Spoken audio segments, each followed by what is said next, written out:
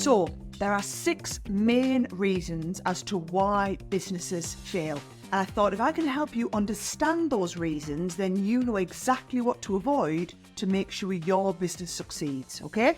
So these are the top 6 reasons. So number 1, businesses don't control cash flow. Now, I've done a whole video explaining to you about cash flow and why it's important, and I really urge you to go and look at that.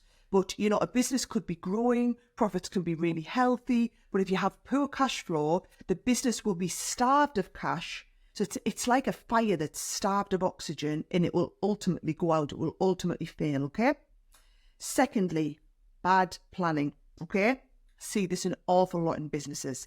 If you don't have a business plan, you just don't have a direction of where the business is going, and it's so difficult to measure the performance against either unclear or potentially non-existent objectives. And it's also really, really difficult to spot problems. If you don't have the vision and the plan of where you're going, how do you know if you've gone off the road a little bit, okay? Now, number 3, relying on 1 or 2 big clients. Now, I've been foul of this myself, okay? It's a really easy trap to fall into, and it's that age-old saying of having too many eggs in one basket, okay?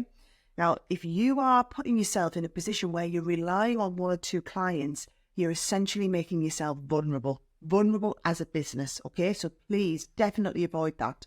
If you think about it, if you're in bed with just a couple of big clients and one of those clients wants to renegotiate your prices, okay, and if they've got a lot of options of other suppliers they could work with, they are holding all the aces.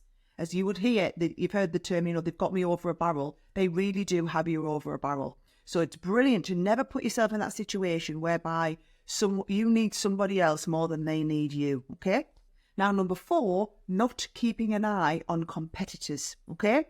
Now, if you are unaware of market changes, potentially you could just get left behind, okay? Also, as your competitors are changing, there are ones that are going bust that might present opportunities for you to come in and sweep up, take some clients that they might have left behind, but also you want to question, why have they gone bust? Was it bad practices within their business, or was there actually not the opportunity in the market for that business, okay?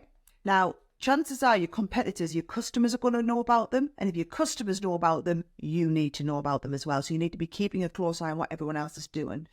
And then also be really mindful of changes in legislation and taxation, even if they don't affect you directly. If they are affecting your customers, then chances are somewhere down the line, they're going to affect you. Now, the 5th reason I see a lot of businesses fail is they are unwilling or unable to adapt.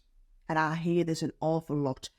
Economic history is littered with companies that absolutely underscore this point, right? Think about companies like Kodak, who completely failed to see the change in the digital market and adapt to that. Nokia, you know, they used to own the handset market until smart devices were around, and they got completely left behind. And then also, if you think of some of the big car companies that used to be massive in their day, failed to adapt to changes in the market. People like Rover and Saab, they're not here anymore. And then finally, and this is a really, really big one, okay? Poor leadership. Now, I see this all the time in businesses. You could have a fantastic business, and you can think about this. You might have a business that is, you know, it's really difficult to underestimate the effect that poor leadership can have on any business, right? So whilst it might be a lack of ability or unwillingness for a company to adapt, and that might be because of structural limitations, actually, more often than not, it's because of poor leadership within those businesses. And all of that is based around a concept called growth mindset. Now, growth mindset is something that we're going to be digging into in an awful lot more detail because it is critical for any business leader to succeed. You've got the 2 types of mindset. You've got growth mindset, and then we've also got fixed mindset. And growth mindset is all about having the blinkers off, being open to change. You see so many businesses and so many business people, you question why they do things, and they do things because they've always done them. Or that's always worked for us, so why are we going to change? And if businesses don't have that mindset of, do you know what, the market's adapting, things are changing, we've got to be able to pivot. You hear that word used a lot, businesses are pivoting. If you aren't able to pivot or have that open mindset to change, trust me, no business is ever going to succeed.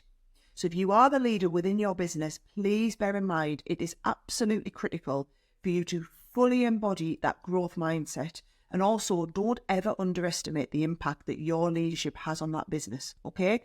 The ability of that business to adapt completely rests on your shoulders. And I want you to hold that very dear and think about what that possibly means and how you are going to embody that through all elements of leadership within your business, because it is within your gift to make sure your business doesn't fail. You now know the top 6 reasons why a business would fail.